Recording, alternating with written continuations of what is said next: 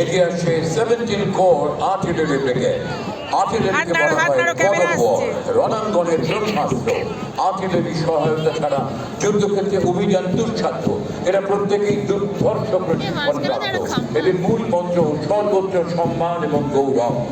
অভিবাদন জানাচ্ছেন 1211 মিলিয়ন রেজিমেন্টের captain Shivam Chowdhury.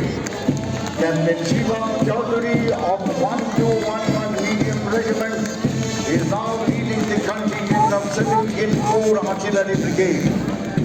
Artillery plays a very important role in all operations of war. Without the support of artillery, no operations can be launched or progress.